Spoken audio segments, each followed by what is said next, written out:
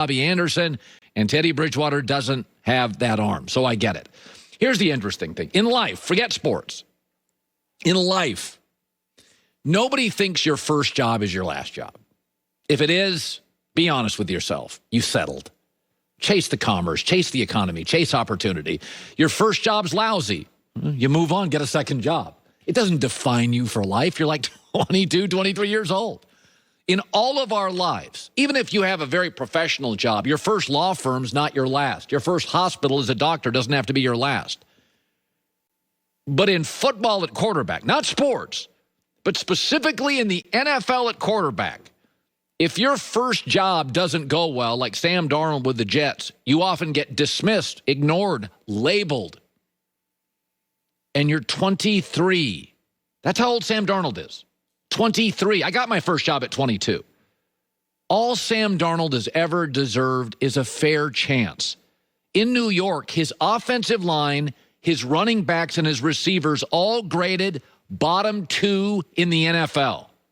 In Carolina, between Matt Rule and offensive coordinator Joe Brady, he gets an upgrade. How much of an upgrade? I don't know, but at least it won't be toxic.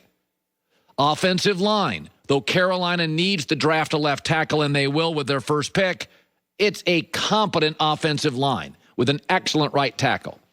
Weapons, Christian McCaffrey, top 3 back in the NFL. Robbie Anderson, a speed receiver who Darnold's worked with before. DJ Moore, more than equipped weapons upgrade. In a division, by the way, that doesn't have 3 great defensive coaches, Sean McDermott, Brian Flores, and Belichick. No, this division's all about offense.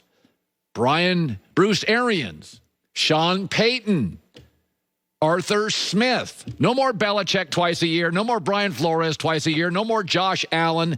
You have Bruce Arians retiring soon. Saints are transitioning. Atlanta, again, is rebuilding.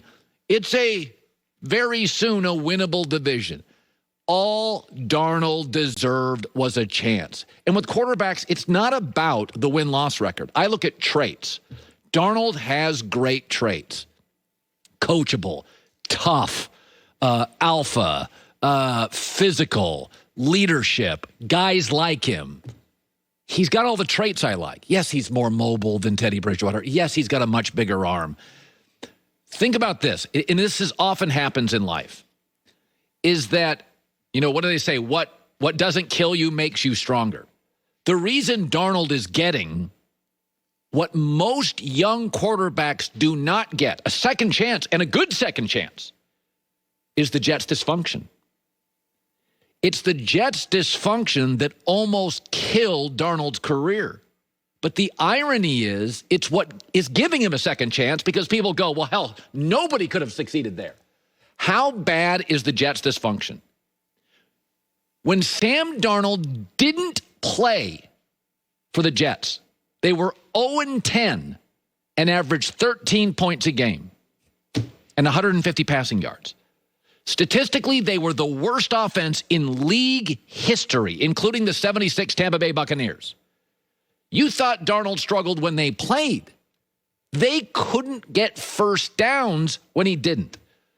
And never forget this with Sam Darnold. He's younger right now today than Joe Burrow, than Josh Allen and Lamar Jackson. And remember, he came from a program, USC, and I'll say this diplomatically, where he was offensively undercoached for several years. With Trubisky, you never saw the wow. With Blake Bortles, you never saw the wow. With Tua, I don't see the wow. I've seen wow multiple times with Sam Darnold, and that's why, according to reports, the Jets, despite Darnold's record with Gase, were split on him. They were split on him. Saleh liked him. But the belief was, if you kept Darnold and drafted a quarterback, it would be a distraction, and you had to pay Sam very quickly, and you don't have to pay Zach Wilson anything for 4 years. I get the Jets move. We called the Panthers move. Rooting for Sam Darnold. Root for all young quarterbacks, but especially Darnold, because in life, none of us get buried if our first boss, our first job is lousy. But in the NFL at quarterback, bizarrely, you do. All right, let's talk about Baylor Gonzaga. Years and years and years ago, we don't need to get into my age, I covered sports in Oregon, and I covered Oregon football. The coach was Mike Bellotti, and Mike Bellotti taught me something that I think about all the time. So Mike Bellotti had a discussion with him one time, and I noticed he was doing something on the sidelines during games. The first two series, he would be on his knees, crouched down, right down the line of scrimmage. And I said, I always watch you early in games, and you are right on the ball. You're not looking at anything else. And he said, Colin, it tells me how our offensive line and defensive lines match up. And I will know within 10 snaps, we cannot do this offensively. These power runs won't work. This will work. And it dictates where I go the rest of the game. In just two series, 6, 8, 10 snaps. I can't do this. We won't be able to do this. This will work well on both sides. And I think about that all the time because I believe in basketball and football. You can see superior strength and superior speed instantly. And you saw it last night with Baylor. It was 9-0, 11-1, 29-10. It was over 6 minutes in. Now, we do live in 2021, where you don't have to be bigger, stronger, faster. You can actually shoot your way to wins in 2021. But when Baylor is stronger and faster and quicker and the better three-point shooting team, good night, Spokane. It was over in minutes. I do not believe this is the end for Gonzaga. Jalen Suggs is their first superstar recruit. I actually believe they're in like the 5th, the 6th inning of this program. They have turned into the later innings, but Mark Few's in great shape. He's got another 10 to 12 years to coach.